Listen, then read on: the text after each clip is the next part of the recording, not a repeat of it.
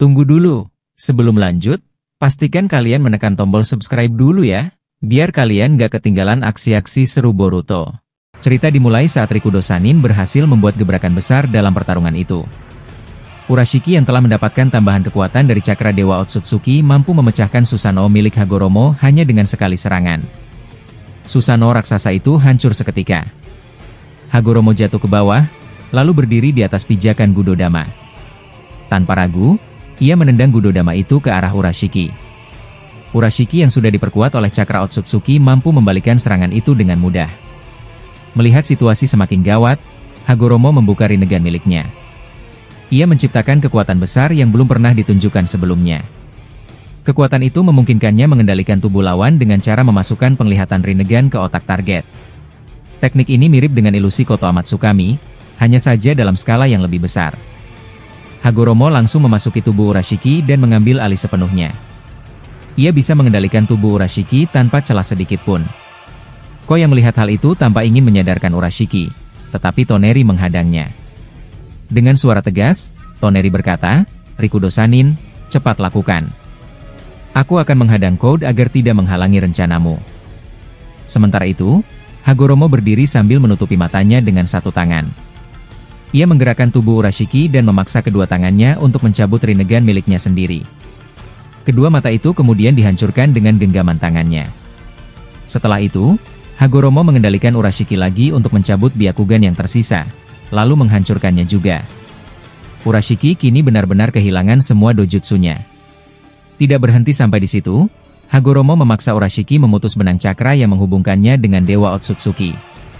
Setelah ikatan itu terputus, Hagoromo kembali menggerakkan tangan Urashiki untuk mengeluarkan Tomogoroshi no Haikotsu, sebuah tulang mematikan. Ia mengarahkan senjata itu ke tubuh Urashiki sendiri. Tubuh Urashiki pun terkena serangan itu hingga mulai meleleh dan hampir mati. Code yang sedang bertarung dengan Toneri melihat kejadian itu. Ia menangis dan berteriak, tidak menyangka rekannya bisa dikalahkan dengan cara seperti itu. Code yang sangat menghormati klan Otsutsuki jelas tidak terima. Ia berusaha mendekat ke jasad Urashiki yang mulai berubah menjadi abu, tetapi Toneri terus menghalanginya. Setelah memastikan Urashiki benar-benar hancur, Hagoromo melepaskan pengendaliannya. Kesadarannya keluar dari tubuh Urashiki dan kembali ke tubuh aslinya. Ia membuka mata dan berkata, akhirnya dia mati juga. Aku tidak menyangka semuanya berakhir secepat ini. Urashiki sudah jatuh oleh Tomogoroshi no Haikotsu. Kini sudah dua Otsutsuki yang lenyap, Kinshiki dan Urashiki. Tersisa Shibai, Ishiki, dan Code yang masih menjadi ancaman. Namun Hagoromo tahu Otsutsuki berbeda dengan manusia. Jika manusia mati karena serangan itu, jiwa dan raganya lenyap bersamaan. Tapi Otsutsuki bisa memindahkan jiwanya ke wadah lain. Karena itu, Hagoromo segera membuka portal dimensi dan menyegel jiwa Urashiki di sana. Tubuh Urashiki berubah menjadi abu, sedangkan jiwanya sudah terkunci di dimensi baru milik Hagoromo. Setelah itu, Hagoromo menghubungi semuanya lewat komunikasi Momoshiki. Urashiki sudah mati. Aku berhasil mengalahkannya, katanya. Boruto menanggapi dengan terkejut, apa semudah itu? Padahal dia sempat mendapat pasokan cakra dari benang tersembunyi Dewa Otsutsuki. Hagoromo menjawab tenang, ya, bagiku itu tidak sulit. Sekarang, di mana Koji? Aku ingin tahu bagaimana masa depan setelah Urashiki tumbang. Naruto menjawab, Koji sekarat karena tertimpa kubus. Mereka berada di desa Amegakure, sementara aku sudah kembali ke Konoha bersama Madara dan Obito. Boruto ikut berkata, kerja bagus, Rikudo Sanin. Kau memang luar biasa bisa mengalahkan Urashiki secepat itu. Tapi bagaimana dengan kondisi di Tsunagakure? Hagoromo menjawab, sebagian wilayah hancur. Code masih bertarung dengan Toneri di sini. Untungnya, Shinki berhasil diselamatkan oleh Mitsuki dan Himawari. Boruto merasa lega. Syukurlah. Kalau begitu, pergilah ke Amegakure dan bantu Koji yang tertimpa kubus.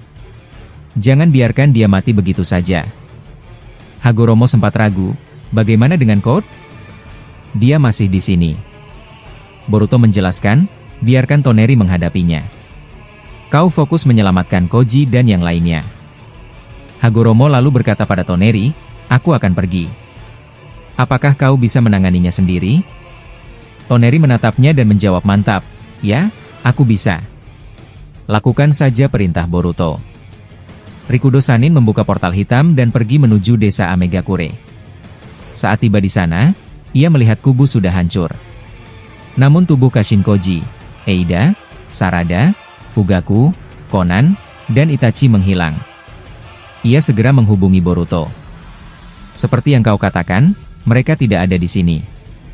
Boruto kaget. Apa? Kau terlambat. Cepat cari di sekitar. Madara yang sedang bertarung dengan Ishiki ikut menyahut, bagaimana bisa jasad mereka hilang? Siapa yang melakukannya? Boruto menjawab tegas, hanya ada satu orang yang mungkin melakukannya, Amado. Madara berkata, Rikudo Sanin, pergilah ke markas Kara. Aku akan kirimkan titik koordinatnya. Aku sendiri tidak bisa pergi karena masih menghadapi Ishiki. Hagoromo membalas, baik, serahkan padaku. Setelah menerima koordinat, Hagoromo langsung membuka portal dimensi dan pergi ke markas Amado. Ia yakin Amado lah yang mengambil jasad Kashinkoji dan yang lain. Sementara itu, di tempat lain, Ishiki menatap Madara dan berkata, jadi Urashiki sudah mati di tanganmu. Sekarang kau ingin aku mengalami hal yang sama? Itu hanyalah mimpi bodohmu. Madara menatap Ishiki dengan tenang lalu berkata panjang, kau salah pilih lawan kalau memang berniat melawanku. Kalau kau memutuskan untuk menghadapi aku sekarang, itu artinya kau harus siap dengan kemungkinan terburuk. Ini bukan ancaman sembarangan atau kata-kata kosong. Aku berbicara tentang konsekuensi nyata yang harus kau tanggung bila kau terus memaksa. Jadi pikirkan baik-baik sebelum kau bertindak, Ishiki. Ishiki tertawa pelan lalu duduk santai, menahan sebuah gelas yang tampak berasal dari dimensi Daikoputen. Ia membalas dengan nada santai namun meledek, santai dulu, jangan buru-buru marah begitu, Madara. Mengapa kau harus terlalu tegang? Seolah-olah kau lapar dan siap menyerbu apapun yang bergerak. Tenangkan dirimu, jangan biarkan emosimu menguasai logika. Kita masih bisa bicara sebelum akhirnya adu fisik. Madara membalas singkat, jelas, dan dingin. Banyak sekali omong kosongmu. Aku tidak suka main-main dengan ucapan yang berlebihan. Jadi hentikan itu dan tunjukkan tujuanmu dengan tindakan yang nyata. Saat mereka berdebat, tiba-tiba suara Boruto dan Sasuke masuk ke dalam pikiran Madara lewat komunikasi jarak jauh. Sasuke memberi perintah tegas, Madara, cepat saja kalahkan Ishiki. Leluhur Momoshiki sudah berada dalam lintasan portal dimensi dan sedang menuju ke sini. Kita tidak punya banyak waktu untuk berdebat panjang.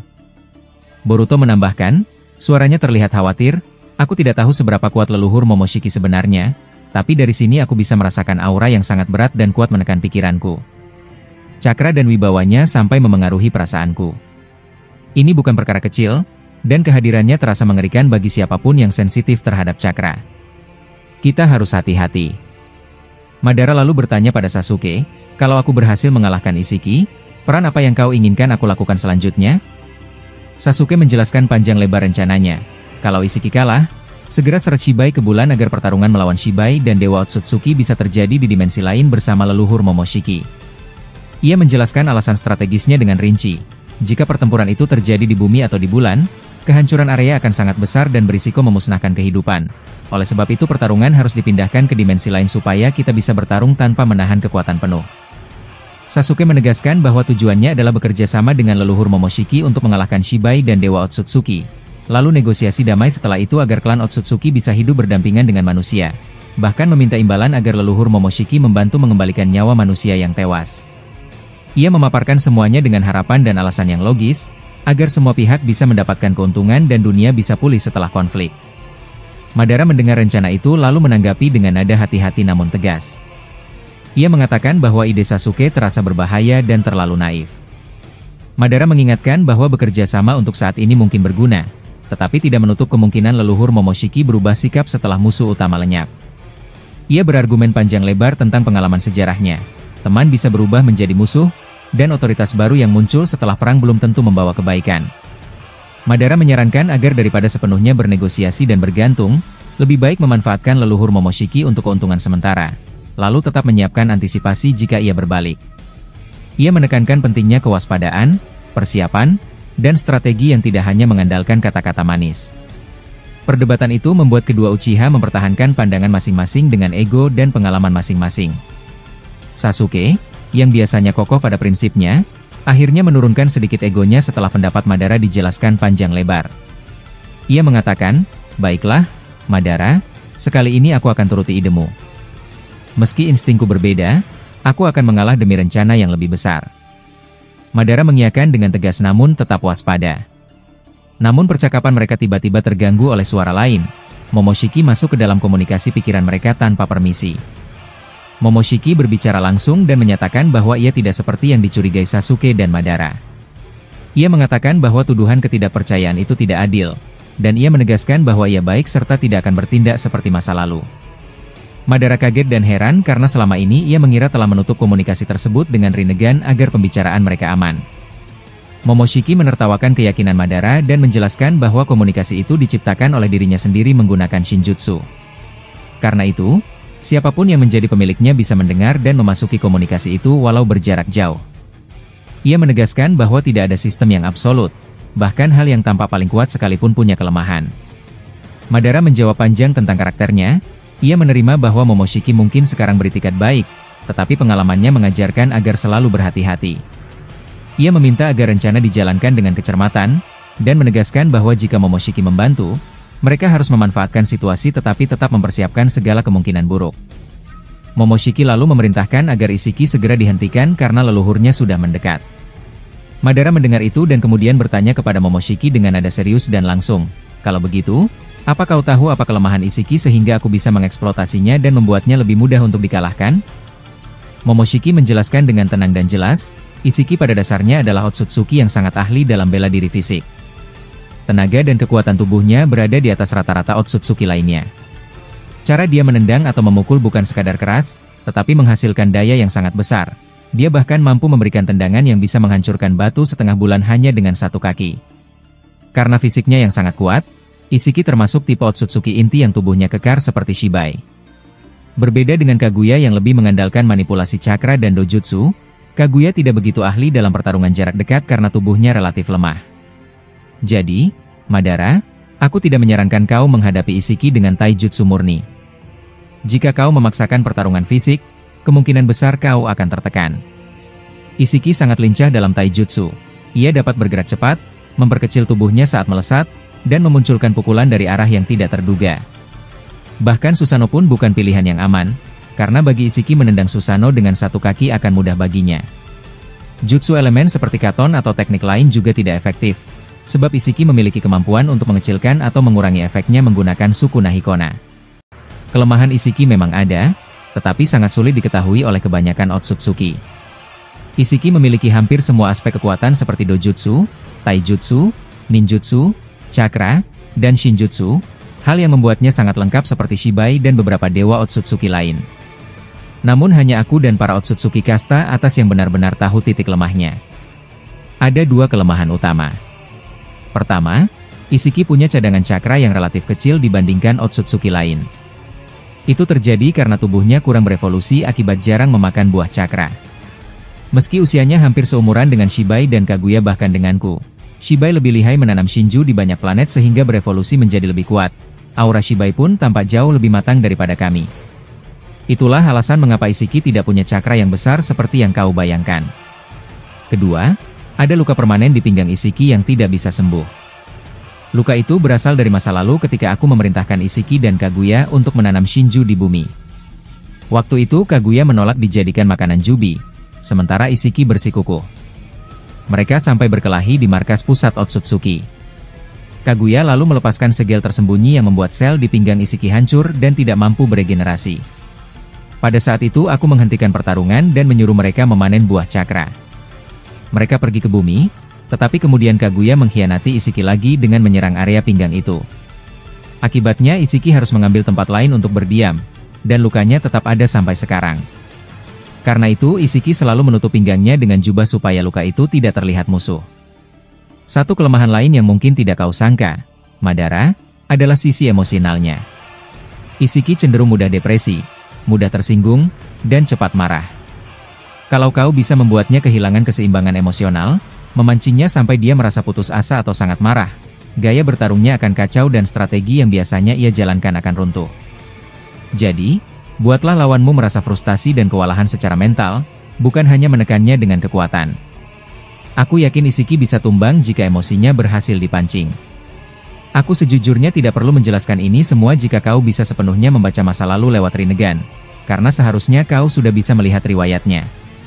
Namun rekaman masa lalu itu panjang, dan untuk menelaahnya satu persatu butuh waktu yang mungkin tidak kau miliki saat ini karena pertarungan terus berlangsung. Aku hanya memberi ringkasan yang praktis agar kau bisa bertindak cepat.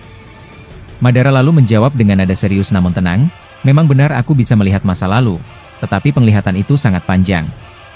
Untuk memahami detailnya aku harus menelusuri setiap kejadian satu persatu, dan itu memakan waktu. Sekarang aku tak bisa fokus karena Isiki sudah menyerang tanpa aba-aba. Akan sulit bagiku untuk menelaah semuanya sambil bertempur. Aku butuh jeda singkat, tetapi itu tidak mungkin. Adegan berpindah ke markas Kara. Di ruangan luas itu terlihat tabung-tabung besar berisi jasad Kashin Koji, Eida, Konan, Fugaku, dan Itachi dalam keadaan tidak sadar, masing-masing terendam cairan hijau yang mengingatkan pada getah pohon Shinju. Amado mengeluarkan jasad Eida dari salah satu tabung dan meletakkannya sambil memeriksa dojutsunya. Ia memerintahkan, Sumire, ambilkan sel Shibai dan sel Dewa Otsutsuki yang masih tersimpan di ruangan Jigen. Kita akan pakai bahan itu sekarang. Sumire berjalan menyusuri lorong menuju ruangan Jigen dengan pikiran yang bergejolak. Di dalam hatinya ia bergumam rencana yang bertentangan. Ia marah pada tindakan Amado yang terlalu jauh dan berjanji pada dirinya sendiri akan mengkhianati Amado saat ada kesempatan. Ia bertekad tetap berada di dekat Amado untuk mencari celah melawan rencananya, dan pada akhirnya kembali berpihak pada dunia shinobi. Sumire menandai beberapa lokasi di ruang penyimpanan untuk melihat sel-sel Otsutsuki yang belum dipakai. Sementara itu Amado menunggu dengan sabar, mulai menunjukkan tanda tidak sabar. Sumire lama sekali, kemana dia? Aku menunggu. Eida masih belum sadar. Tiba-tiba akar pohon dewa yang ditanam Amado di markas mulai membesar, menembus atap dan menonjol keluar. Amado berlari melihat kondisi itu dan menemukan Sumire yang tubuhnya berubah. Muncul nue besar dan tubuhnya memunculkan segel Gezotenou sehingga membuka portal dimensi. Amado terkejut dan bahagia sekaligus, ini sesuai dengan rencananya. Ia mengatakan, ternyata memang ada hubungan tubuhmu dengan Otsutsuki. Ini bagus untuk rencana kita. Sekarang aku hanya perlu menghubungi Dewa Otsutsuki dan Shibai untuk negosiasi. Ini pasti menguntungkan. Ucapannya masih samar maksudnya, tetapi jelas ia melihat hubungan besar antara Sumire, leluhur Otsutsuki, dan rencana yang lebih besar. Saat Amado bersiap, punggung Sumire mengeluarkan segel aneh yang mengikatnya ke pohon Shinju. Sumire berkata kebingungan, apa ini? Aku hanya ingin menghancurkan pohon Shinju agar rencanamu gagal, Amado. Namun kenapa aku malah terasa seperti kerasukan oleh cakra pohon itu? Sebelum Amado sempat bertindak lebih jauh, sebuah biju dama meledak menembus atap markas, sang Rikudo Sanin tiba. Ia meledakkan biju dama, menundukkan ancaman itu, lalu menyelamatkan Sumire dari portal yang terbuka. Amado menatap Rikudo Sanin dengan marah dan terkejut, dari mana kau tahu koordinat markas ini? Aku sudah mengubah semua titik lokasi. Apa jangan-jangan Madara yang memberitahumu? Rinnegan Dewa Otsutsuki pada Madara sangat mengganggu. Rikudo Sanin berdiri tegap dan menatap Amado, lalu menuntut penjelasan dengan nada tegas, apa yang kau lakukan di sini, Amado? Apa tujuanmu sebenarnya? Apa hubungannya dengan Shibai dan Dewa Otsutsuki? Jelaskan semuanya secara rinci sekarang, atau aku akan mengambil tindakan. Kau paham bagaimana hidupku, jadi jangan coba-coba. Lalu adegan berpindah saat Boruto tergeletak tak berdaya setelah mengerahkan kekuatan terbesarnya, Rikudo Chibaku Tensei. Teknik itu terbukti sangat ampuh untuk melawan Shiai dan Otsutsuki tertinggi. Dengan kekuatan itu, Boruto berhasil menyegel mereka. Namun, harga yang harus ia bayar sangat mahal. Umurnya terpotong secara drastis setelah menggunakan teknik tersebut. Di sisi lain, Kawaki mendekat dengan wajah tanpa ekspresi. Ia membawa mayat Sarada dan yang lainnya, lalu meletakkannya di dekat Boruto yang sudah tak bisa bergerak. Tatapannya dingin, dan niatnya jelas, ia hendak mengakhiri hidup Boruto di hadapan sahabat-sahabatnya yang telah ia lenyapkan. Namun, di dalam alam bawah sadarnya, Boruto sedang berbicara serius dengan Hagoromo Otsutsuki, Rikudo Senin. Wajah Hagoromo tampak penuh kebijaksanaan saat ia menatap Boruto. "Boruto, kau telah melakukan tugas yang besar," kata Hagoromo dengan nada tenang. "Namun, ada satu tugas terakhir yang harus kau lakukan jika kau ingin dunia tetap aman untuk waktu yang lama." Boruto menghela napas. Ia tahu tubuhnya sudah melemah, bukan hanya karena kehabisan cakra. Bahkan para biju sudah memberikan sebagian besar kekuatan mereka kepadanya, tetapi tubuhnya telah rusak akibat efek samping dari mengonsumsi buah cakra sebelumnya. Hagoromo menyadari keraguan di wajah Boruto, lalu melanjutkan, "Benar, kami bisa memberikanmu cakra, tetapi efek buah cakra itu telah menggerogoti tubuhmu dari dalam. Namun, masih ada satu cara. Aku bisa memberimu sesuatu yang berasal dari kekuatan leluhurmu, yaitu kekuatan reinkarnasi sejati dari klan Uzumaki." Boruto mengangkat kepalanya. "Reinkarnasi klan Uzumaki? Apa maksudmu, kakek Rikudo?" Hagoromo mengulurkan tangannya dan menampilkan sebuah gulungan atau simbol jutsu dengan lambang klan Uzumaki.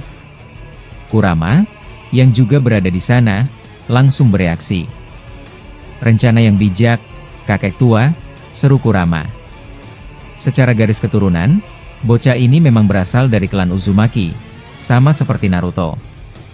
Jika kita melakukan ini, dia bukan hanya akan kembali seperti semula, tetapi mungkin menjadi lebih kuat. Boruto menatap gulungan itu dengan bingung. "Tunggu, maksud kalian, ini bisa menyembuhkan tubuhku yang hancur karena buah cakra?" Hagoromo mengangguk. "Ya, kekuatan sejati klan Uzumaki bukan hanya tentang ketahanan hidup, tetapi juga regenerasi yang luar biasa. Jika ini berhasil, kau tidak hanya akan sembuh, tetapi juga mendapatkan kekuatan baru." Tanpa membuang waktu, Hagoromo mulai melakukan sesuatu pada tubuh Boruto. Cakra biru menyelimuti tubuhnya, dan tiba-tiba, sesuatu yang luar biasa terjadi. Dari belakang Boruto, muncul bayangan orang-orang yang tidak ia kenal. Matanya melebar. "Hei, kakek Rikudo. Apa yang kau lakukan? Siapa orang-orang ini? Mengapa mereka semua bisa ada di dalam alam bawah sadarku?" Hagoromo tersenyum kecil. "Sabar, Boruto. Kau akan segera melihat seseorang yang sangat kau kenal." Tiba-tiba, dari antara para sosok yang muncullah Minato Namikaze dan Kushina Uzumaki. Boruto terkejut melihat mereka. "Kakek nenek?" seru Boruto refleks. Mereka ada di sini juga." Kurama, yang mengamati Boruto, ikut menjelaskan. "Kakek Rikudo berhasil memulihkan tubuhmu dengan kekuatan sejati dari klan Uzumaki. Dan semua orang yang memiliki hubungan dengan klan itu akan muncul di sini. Tentu saja, mereka semua sudah lama tiada. Namun, ini adalah kesempatan langka untuk bertemu mereka." Hagoromo tertawa kecil melihat ekspresi Boruto. "Ekspresimu benar-benar mirip dengan Naruto. Minato bisa berada di sini karena ada kaitan erat antara dirinya, keluarganya, dan kekuatan cakra yang kau miliki sekarang." Minato tersenyum lembut. "Jadi kau Boruto, ya? Dunia sekarang lebih rumit dari yang kubayangkan. Sangat disayangkan kau harus menanggung beban seberat ini." Boruto menatap Minato dengan wajah penuh kebingungan. "Apa kau mengenalku? Dan bagaimana kau bisa tahu apa yang terjadi padaku?" Minato menghela napas. "Sepertinya anakku, Naruto, tidak sempat mengajarkan banyak hal padamu. Aku rasa dia terlalu sibuk menjadi Hokage. Tapi, baiklah. Aku bisa melihat semua yang terjadi karena kita terhubung oleh cakra. Saat kau memakan buah cakra sebelumnya, orang-orang yang telah mati di masa lalu bisa melihat kejadian yang menimpamu, terutama karena kita berasal dari satu garis darah yang sama." Minato lalu menatap Boruto dengan bangga. "Aku bangga padamu, Boruto. Meskipun aku sedikit malu melihat cucuku harus berjuang sendirian melawan musuh yang begitu kuat, sementara aku hanya bisa muncul di sini dalam wujud cakra." Boruto menundukkan wajahnya, merasa malu. Setelah beberapa saat, ia mengangkat kepalanya lagi dan berkata, "Kakek, bolehkah aku memelukmu?" Hanya sebentar saja, jika kau mengizinkanku. Tanpa perlu menjawab, Minato muncul di depan Boruto dan langsung memeluknya. Kerja bagus, Uzumaki Boruto. Aku bangga melihat keturunanku bisa melakukan semua ini. Kurama yang menyaksikan pemandangan itu tersenyum dan berkata, "Lihatlah, kakek Rikudo. Reinkarnasi dari Asura masih mengalir dalam tubuh bocah ini. Kekuatan kasih sayang yang tulus tidak akan pernah hilang darinya." Kushina pun ikut berbicara, "Boruto, mungkin pertemuan ini sangat singkat, tapi entah mengapa aku merasa sangat bahagia bisa melihat wajahmu. Aku juga akan selalu mendoakan yang terbaik untukmu dan Naruto. Tapi ingat, jangan terlalu cepat menyusul kami." Boruto mengangguk. "Aku mengerti, Nenek Kushina. Terima kasih." Tiba-tiba, cakra mereka mulai memudar. Minato menatap Boruto dengan senyum hangat. "Boruto, jalani hidupmu dengan baik. Teruslah berjuang. Sampaikan kepada ayahmu agar dia menyelesaikan tugasnya sampai akhir. Dan satu hal lagi, ayo, kita bertukar tinju." Boruto tersenyum, lalu mengadu kepalan tangannya dengan Minato. "Baik, kakek. Aku akan menyelesaikan semua ini tanpa cacat sedikit pun. Dan aku berjanji akan menceritakan pertemuan ini kepada ayah." Setelah itu, Minato dan Kushina menghilang. Boruto menatap ke depan dengan tekad yang baru.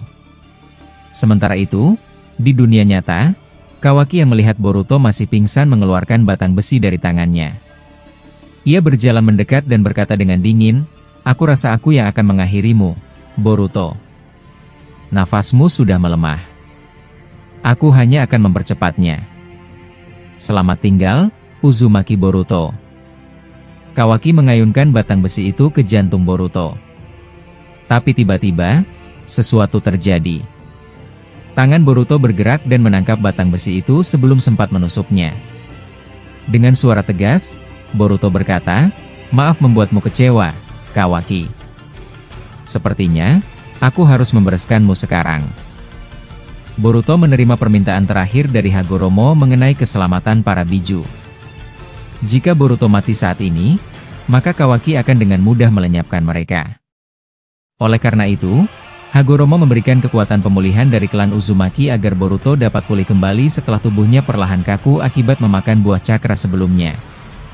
Dalam kondisi bawah sadar, Boruto menatap Hagoromo dan berkata, "Baiklah, kakek. Aku akan mengemban tugas terakhir ini. Apalagi kau sudah menemuiku bersama kakek Minato dan ibu Kushina. Itu adalah sesuatu yang tak ternilai bagiku. Bisa merasakan momen seperti tadi. Aku sungguh bersyukur. Kalau begitu, aku sudah menyiapkan tekadku. Kembalikan kesadaranku di dunia nyata, aku akan melakukan tugas akhir ini." Saat itu, Boruto masih terbaring pingsan. Kawaki melihat keadaan Boruto yang tak bergerak dan berpikir bahwa ini adalah kesempatan emas untuk menghabisinya. Tanpa ragu, ia mengangkat batang besinya dan mengarahkannya langsung ke jantung Boruto. Dengan kecepatan tinggi, ia mengayunkannya ke arah tubuh Boruto. Namun, yang terjadi justru di luar dugaan. Sebelum batang besi itu mengenai sasarannya, tangan Boruto tiba-tiba menangkap pergelangan tangan Kawaki dan menghentikan serangan tersebut. "Maaf kalau membuatmu kecewa, Kawaki. Tapi sepertinya aku harus membereskanmu sekarang. Jika tidak, kau pasti akan melakukan hal bodoh lagi," kata Boruto dengan nada tenang, tapi tegas. Mata Kawaki membelalak kaget, tetapi sebelum ia bisa bereaksi lebih lanjut, Boruto segera mengumpulkan cakra di tangannya dan menciptakan rasengan. Dengan cepat, ia mengarahkannya ke perut Kawaki. Ugh! Kawaki terlempar jauh akibat serangan itu. Tubuhnya terhempas ke tanah dengan keras, menyebabkan debu dan puing-puing beterbangan. Luka-luka tampak memenuhi tubuhnya. Boruto berdiri, menatap sekelilingnya. Ia melihat jasad Sarada dan yang lainnya. Dengan suara lirih, ia berbisik, "Tunggu sebentar lagi. Aku akan menghidupkan kalian semua. Aku berjanji." Setelah mengatakan itu, Boruto mengeluarkan pola Jikukan ninjutsu di tangannya dan memindahkan jasa teman-temannya ke dalam dimensinya untuk sementara waktu. Sementara itu, Kawaki yang masih tergeletak perlahan bangkit dari posisinya. Luka-lukanya dengan cepat beregenerasi, menutup setiap sayatan dan memulihkan tubuhnya seperti semula. Melihat Boruto masih berdiri tegak, Kawaki mengernyitkan dahi. Ini aneh. Aku yakin detak jantungnya melemah saat tadi pingsan. Tapi kenapa sekarang dia bisa bangkit dan bahkan melakukan serangan mendadak padaku? Boruto yang mendengar ucapan Kawaki tidak memberikan jawaban. Sebaliknya, ia langsung melangkah menuju para biju yang berada di belakangnya. Kawaki menyipitkan mata. Jadi begitu. Pasti para biju yang menyelamatkanmu dari kematian. Jika memang begitu, aku akan melenyapkan mereka semua agar tidak ada lagi yang bisa menyelamatkanmu. Kawaki melompat tinggi ke udara, lalu dengan cepat menciptakan kubus-kubus raksasa yang melesat menuju para biju dengan kecepatan tinggi. Sangat disayangkan, tapi takdir kalian memang harus berakhir di tanganku. Kalian juga bagian dari Otsutsuki, jadi kalian harus lenyap, serunya. Boruto melihat kubus-kubus itu meluncur deras, siap menghancurkan para biju. Tanpa membuang waktu, ia langsung menciptakan Odama Rasengan dengan ukuran yang luar biasa besar. Aku tidak akan membiarkan itu terjadi, teriak Boruto sambil melemparkan Odama Rasengan ke arah kubus-kubus tersebut. Rasengan super raksasa itu menghantam kubus-kubus, membelokkan arah mereka agar tidak mengenai para biju. Ledakan besar terjadi, mengguncang tanah dan membuat abu beterbangan di udara. Setelah itu, Boruto segera mengaktifkan segel jutsu di tangannya. Dalam hitungan detik, para biju masuk ke dalam tubuhnya, menghindarkan mereka dari serangan gila Kawaki. Tiba-tiba, Kawaki muncul dari belakang Boruto. Sepertinya kau masih tak mau menjelaskan apa yang sebenarnya terjadi padamu. Tapi sudahlah, aku benar-benar terlalu naif kalau berpikir kau akan mati begitu saja. Boruto menoleh. Aku tak perlu menjelaskan apapun padamu, Kawaki. Aku tahu kau tak akan percaya. Kawaki mengepalkan tangan. Kalau begitu, aku akan membuatmu berbicara dengan caraku sendiri. Boruto tersenyum tipis. Aku punya waktu yang terbatas, Kawaki. Setelah waktuku habis, aku akan mati tanpa perlu kau sentuh. Ini semua akibat efek buah cakra. Ternyata manusia biasa tidak bisa mengkonsumsinya, meskipun tubuhku sudah memiliki genetik Otsutsuki yang sempurna. Kawaki menatap Boruto tajam. Jadi kau masih tidak menjawab pertanyaanku. Apa para biju yang menyelamatkanmu? Boruto menghela napas. Saat ini kita masih berada di dalam dimensi Otsutsuki. Jadi bagaimana kalau kita pulang ke tempat asal kita dan menyelesaikan pertarungan ini di sana? Tanpa menunggu jawaban, Boruto mengaktifkan pola karma di tangannya dan tiba-tiba tubuhnya menghilang ke dalam dimensi. Kawaki yang melihat hal itu langsung bereaksi cepat dan masuk ke dalam dimensi yang sama. Dalam sekejap, mereka berdua telah kembali ke Konoha. Setibanya di desa, Kawaki langsung menyerang Boruto tanpa ragu. Ia mengayunkan batang besinya, mencoba menebas tubuh Boruto. Namun, Boruto dengan mudah menangkisnya, menyebabkan mereka berdua terpental ke atas patung para Hokage. Boruto menatap Kawaki. Tak kusangka kau bisa mengikutiku ke sini begitu cepat. Kawaki mengepalkan tinjunya. Aku akan mengirimmu ke tempat Hokage berada, saat kau sudah berubah menjadi mayat. Boruto menatap desa yang sudah hancur. Bangunan-bangunan runtuh, menyisakan reruntuhan di mana-mana. Apakah tidak ada cara lain, Kawaki? Mengapa kau tetap berpikir bahwa ini satu-satunya jalan? Para biju tidak ada hubungannya dengan ini. Kawaki mendengus. Berapa kali pun aku menjelaskannya, hasilnya tetap sama. Aku akan melenyapkan semua cakra yang ada. Jika cakra hilang, manusia tidak akan bisa saling menyakiti menggunakan kekuatan yang bukan milik mereka. Mereka hanya bisa bertarung dengan tangan kosong. Boruto terdiam, mengingat perkataan Minato sebelumnya. Kau tahu jawabanku, kan? Aku tidak akan membiarkanmu, Kawaki. Saat aku hampir mati, aku bertemu orang-orang berharga yang memberikanku kekuatan. Semua itu terjadi karena hubungan cakra kami. Aku tidak akan tinggal diam melihatmu menghancurkan segalanya." Kawaki mendengus dan menjatuhkan kubus raksasa ke arah Boruto. Dengan cepat, Boruto menghilang dari tempatnya dan muncul di samping kubus itu. Ia menendangnya dengan kuat ke arah Kawaki. Kawaki terkena serangan itu dan terhempas. Ia mengecilkan kubus tersebut dan berkata, "Tak mungkin." Dia menendangnya hanya dengan kaki biasa. Boruto tersenyum kecil. "Apa kau hanya bisa mengeluarkan kubus jelek itu?" Kawaki kembali bersiap menyerang, tetapi Boruto sudah lebih dulu melancarkan serangan berikutnya. Ia menciptakan golem tanah yang langsung menangkap kaki Kawaki di udara, sebelum menendangnya dengan keras hingga Kawaki terpental ke bawah, muntah darah akibat serangan itu. Di tengah ketegangan, Shibai dengan mudah menghidupkan kembali Kashinkoji, yang sebelumnya sudah mati. Tidak hanya itu, Shibai juga mengakses dimensi Daikokuten milik Kawaki. Karena tubuh Kawaki mengandung sel milik Shibai, dia dengan mudah menarik jasad Sasuke yang disembunyikan Kawaki dan meletakkannya di depan Boruto. Dengan nada santai, Shibai berkata, "Lihat, Boruto. Aku sudah mengeluarkan jasad orang yang sangat kau hargai ini. Tapi seperti yang bisa kau lihat sendiri, tubuhnya sudah hancur karena perbuatan Kawaki. Tapi kau tidak perlu khawatir. Aku bisa menghidupkannya kembali, seperti aku menghidupkan yang satu ini." Boruto terkejut melihat tubuh Sasuke ada di hadapannya. Ia merasa seolah tidak percaya dengan apa yang ia lihat. Sejenak ia merasa semua ini hanyalah mimpi. Melihat Boruto yang masih terdiam, Shibai kembali bicara. "Hei, anak manusia. Bagaimana? Apakah kau setuju dengan tawaranku? Cepat jawab. Aku ingin permainan ini berlanjut." Kawaki yang sejak tadi mendengar semua ucapan Shibai langsung menjawab dengan kesal. "Dasar monster. Kau benar-benar menyulitkanku." Tanpa banyak bicara lagi, Kawaki langsung bergerak cepat. Ia muncul di belakang Shibai dan mencoba menebasnya dengan tangan sains ninja miliknya. Namun, Shibai dengan mudah menendang perut Kawaki hingga tubuhnya terpental cukup jauh.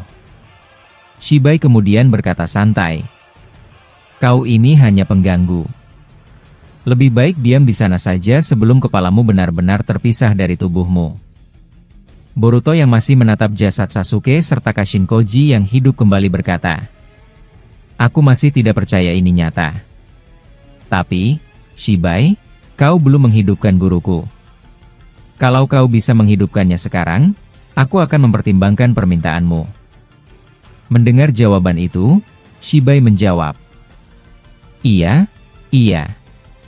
Baiklah, anak manusia.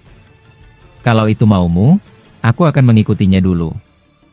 Lagi pula, aku tahu ada banyak jasad lain yang disembunyikan Kawaki di dimensinya." Tidak lama setelah itu, Sasuke perlahan membuka mata dan mulai bangkit. Melihat hal itu, Boruto berkata, "Ini luar biasa. Aku tidak menyangka benar-benar ada kemampuan seperti ini.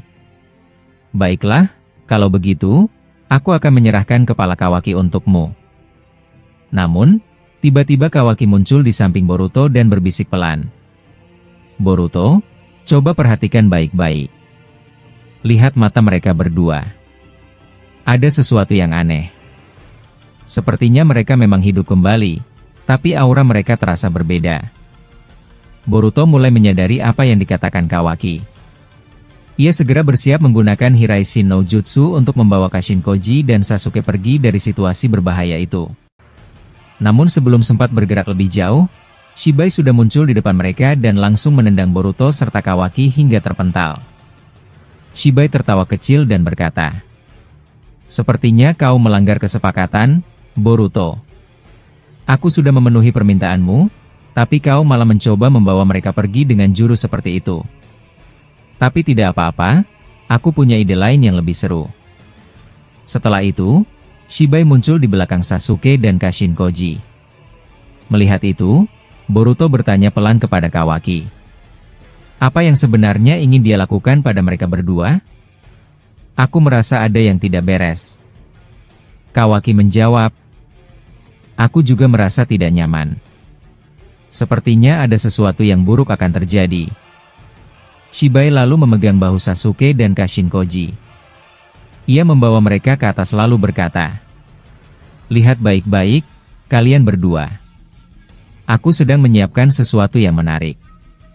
Mungkin daripada aku membunuh mereka lagi, aku coba sesuatu yang lebih menyenangkan." Tanpa diduga, Kashinkoji bergerak menuju Boruto dan Kawaki. Ia mengeluarkan jurus elemen tanah dan membelah tanah di sekitar mereka. Tanah itu berubah menjadi lumpur keras yang mengikat tubuh Boruto dan Kawaki. Tak lama, Sasuke dari kejauhan mengeluarkan Susanoo miliknya dan membentuk panah Amaterasu, lalu membidikan panah itu ke arah Boruto dan Kawaki. Melihat semua itu, Boruto berkata, "Ini buruk. Sepertinya Shibai benar-benar mengendalikan mereka untuk melawan kita." Kawaki menjawab, "Sial. Lumpur ini menyerap cakraku. Aku tidak bisa mengecilkan tubuhku seperti biasa." Sasuke pun menembakkan dua panah Amaterasu ke arah mereka. Boruto segera menarik Kawaki pergi menggunakan Hiraishin untuk menghindari serangan itu. Mereka berdua lalu bersembunyi di tengah hutan, mencoba menjaga jarak dari Shibai. Saat suasana mulai tenang, Kawaki berkata pelan, "Aku tahu ini mungkin terdengar aneh, tapi aku harus berterima kasih padamu kali ini.